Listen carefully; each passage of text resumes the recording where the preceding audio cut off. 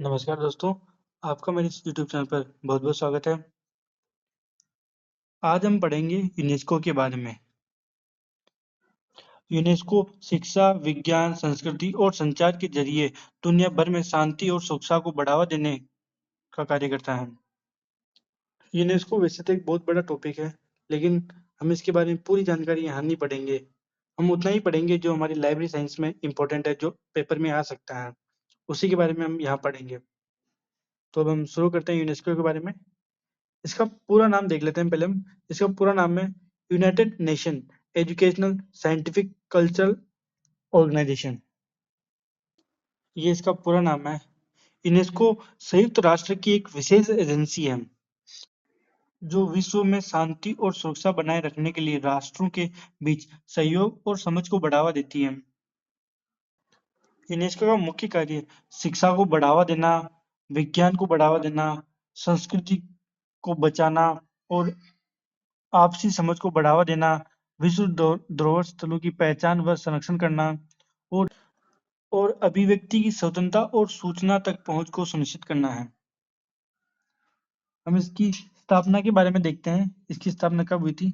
इसकी स्थापना की सहमति तो 16 नवंबर 1945 को हो चुकी थी, परंतु इसका कार्य प्रारंभ हुआ था 4 नवंबर 1946 को।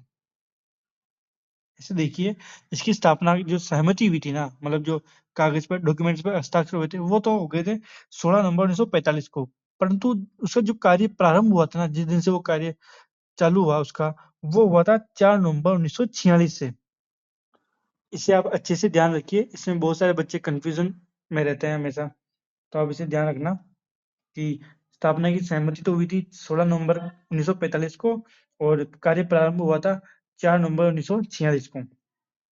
अब हम इसका मुख्यालय देखते हैं। इसका मुख्यालय है पेरिस, फ्रांस के अंदर। पेरिस कहाँ है? फ्रांस में। वहाँ इसका मुख्यालय है।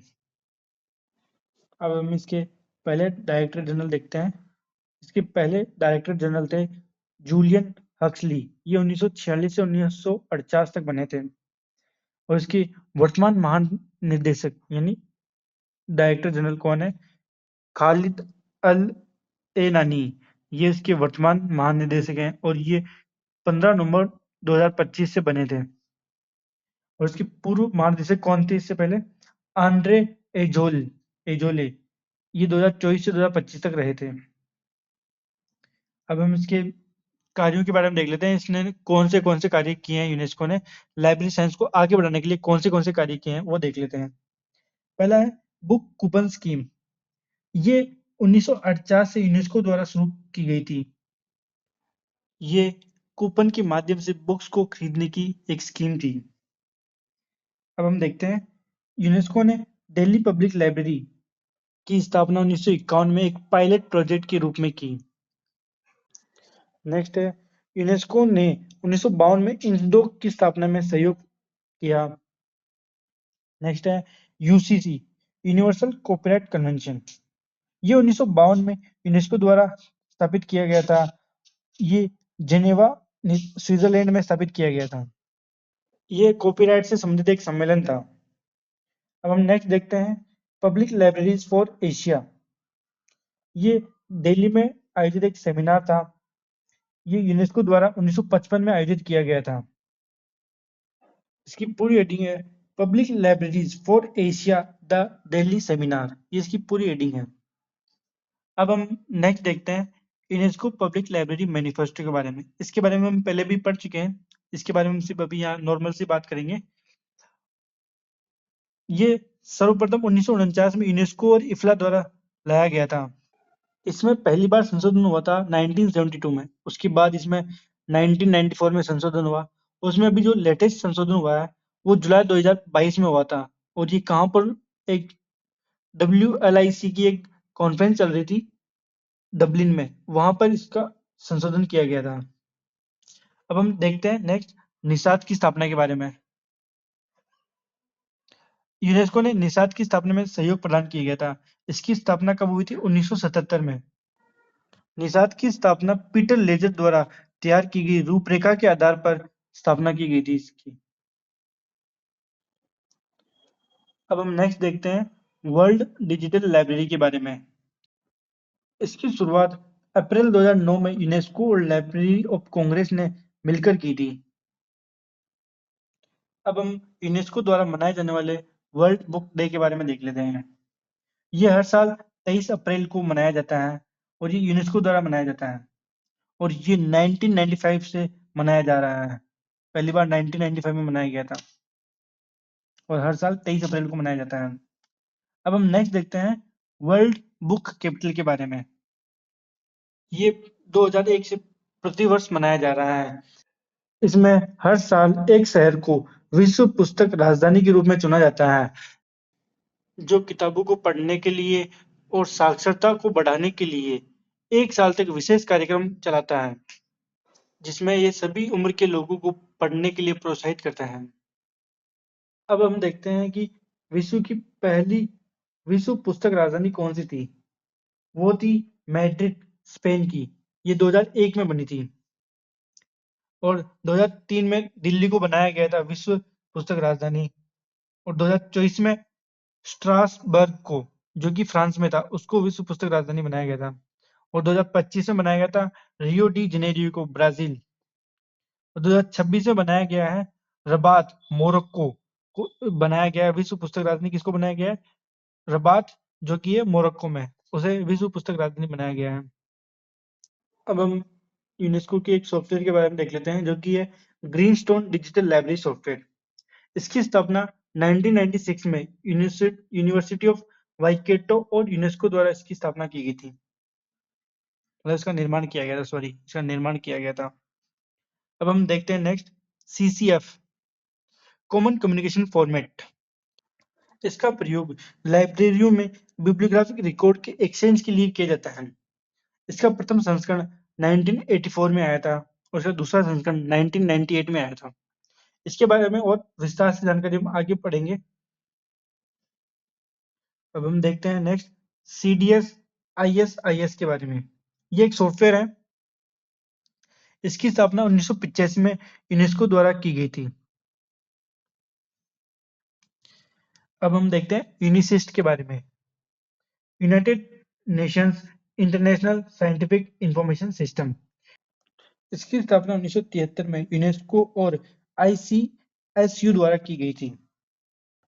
ICSU की फुल फॉर्म है international council of scientific union.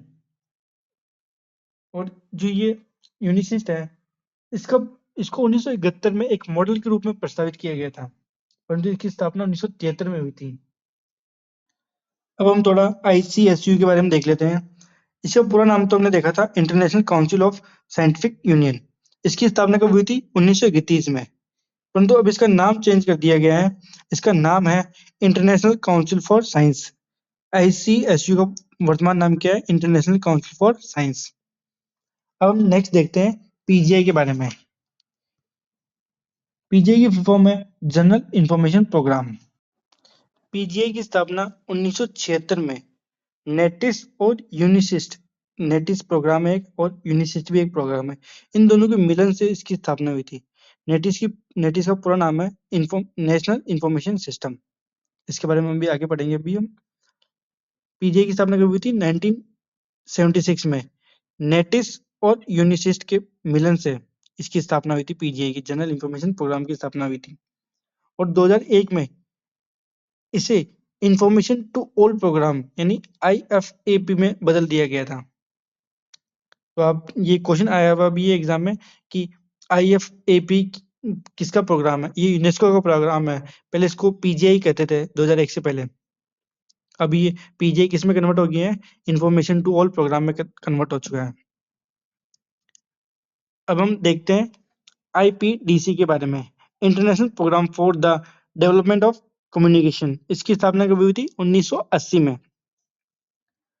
अब हम देखते हैं हैप्पीनेस के बारे में।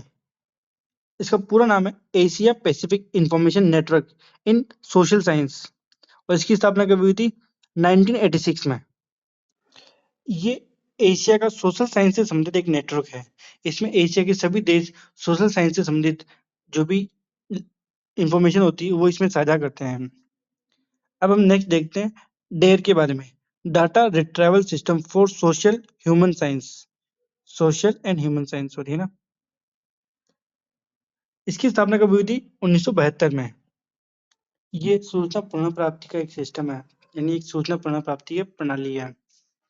अब हम देखते हैं नेक्स्ट ISO RID के बारे में, international information system on research in documentation. International information system on research in documentation. इसकी स्थापना कब हुई थी? 1972 में यूनेस्को व FID द्वारा इसकी स्थापना हुई थी। आपको ये जानने की इसमें मतलब इसमें इतना डीप में नहीं पूछा जाएगा कि इसका क्या कार्य था, ये क्या करते हैं, इनके बारे में इतना नहीं पूछा जाएगा। आपसे ये पूछा जाएगा कि किसका प्रोग्राम है और इसकी स्थापना कब हुई थी।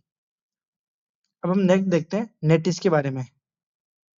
इसका पूरा नाम है नेशनल इंफॉर्मेशन सिस्टम। इसकी स्थापना कब हुई थी? 1974 में। और अभी हमने पीछे पढ़ा था PGI की स्थापना कैसे हुई थी? यूनिसिस्ट और नेटिस को मिला के, इन दोनों को मिला के PGI की स्थापना हुई थी। अब हम नेक्स्ट देखते हैं एस्टिन्फो के बारे में। इसका पूरी फुल फॉर्म है regional network for the exchange of information and experience in science and technology in Asia and the Pacific. और इसकी स्थापना कब हुई थी? 1984 में। ये साइंस एंड टेक्नोलॉजी के क्षेत्र में एशिया का इंफॉर्मेशन एक्सचेंज सिस्टम है। अब हम नेक्स्ट देखते हैं INFO LAC इन्फोलेक के बारे में, Information Society Programme for Latin America and the Caribbean. इसकी स्थापना कब हुई थी? 1986 में। अब हम नेक्स्ट देखते हैं अर्नेट के बारे में, एजुकेशन एंड रिसर्च नेटवर्क। ये एजुकेशन और रिसर्च से संबंधित जो भी नेटवर्क हैं उनको कंप्यूटर से संबंधित या फिर इंटरनेट से संबंधित जो भी सहायता चाहिए होती है वो उपलब्ध कराता है ornate, education and research network. अब हम देखते हैं जर्नेट के बारे में। इसका पूरा नाम है global network for professional education in journalism and media. इसकी स्थापना यूनेस्को के IPDC द्वारा 1999 में की गई थी। ये IPDC यूनेस्को का एक भाग है, इसके द्वारा 1999 में इसकी स्थापना की गई थी। अब हम देखते हैं नेक्स्ट CI सेक्टर के बारे में। इसका पूरा नाम है कम्युनिकेशन एंड इंफॉर्मेशन सेक्टर। इसकी स्थापना 1990 में यूनेस्को द्वारा की गई थी। इसमें सभी की ICT तक पहुंच को बढ़ावा दिया जाता है। इसमें जो भी टेक्नोलॉजी से संबंधित सूचना होती है उसके पास कैसे पहुंचा जाए उसको बढ़ावा दिया जाता है। अब हम देखते हैं ओरबीकॉम के बारे में। ये यूनेस्को द्वारा व UQAM द्वारा 1994 में स्थापित किया गया था। ये कम्युनिकेशन के क्षेत्र में यूनेस्को से संबंधित एक नेटवर्क है। अब हम देखते हैं UNAL के बारे में, UNESCO network of associated libraries. इसकी स्थापना 1990 में हुई थी। ये पब्लिक लाइब्रेरी से संबंधित है। यूनेस्को ने 49 पेज से ज्यादा होने पर ही किसी को पुस्तक माना है। अगर मान लो उसमें 49 पेज नहीं है, उससे कम है, तो उसे पेम्पलेट कहते हैं। यूनेस्को का मानना है, ये मतलब यूनेस्को की परिभाषा है कि किसी अगर कोई पुस्तक है तो उसमें 49 पेज से ज्यादा ही होने चाहिए, उससे कम नहीं होने चाहिए। उससे कम को उसने पेम्पलेट माना है। अब हम यूनेस्को की पब्लिकेशन के बारे में देख लेते हैं। इसका पहला पब्लिकेशन है इंडेक्स ट्रांसलेशनम। ये 1932 से प्रकाशित हो रहा है। यूनेस्को को 1946 में इसे सौंपा गया था। इसका प्रकाशन तो कब कब से हो रहा है? 1932 से। लेकिन इसका प्रकाशन यूनेस्को कब से कर रहा है? ये 1946 कर रहा है। यूनेस्को इसका प्रकाशन कब से कर रहा है? 1946 से। और 1979 में इसे कंप्यूटरगत किया गया था। पहले ये मुद्रित रूप में होता था, परंतु ये 1979 से PDF रूप में, मतलब कंप्यूटर में PDF रूप में उपलब्ध होने लग गया। इसका दूसरा प्रकाशन है इन्फोमेटिकस इन्फॉर्मेटिकस। और तीसरा प्रकाशन है वर्ल्ड गाइड टू लाइब्रेरी। अब हम इसका एक प्रोग्राम देख लेते हैं, मेमोरी ऑफ द वर्ल्ड। ये प्रोग्राम 1992 में यूनेस्को द्वारा शुरू किया गया था। ये प्रोग्राम डॉक्यूमेंट्री हेरिटेज को प्रिजर्व करने के लिए शुरू किया गया था। अब हम देखते हैं कि यूनेस्को द्वारा अंतर्राष्ट्रीय बुक ईयर कब से मनाया जा रहा है। ये 1992 से मनाया जा रहा है। ये हर साल मनाया जाता है। अब हम एक वाक्य के बारे में देखते हैं जो कि एग्जाम में पूछा गया था। ये यूनेस्को का वाक्य है।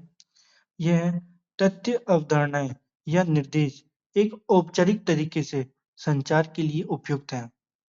ये वाक्य यूनेस्को का था।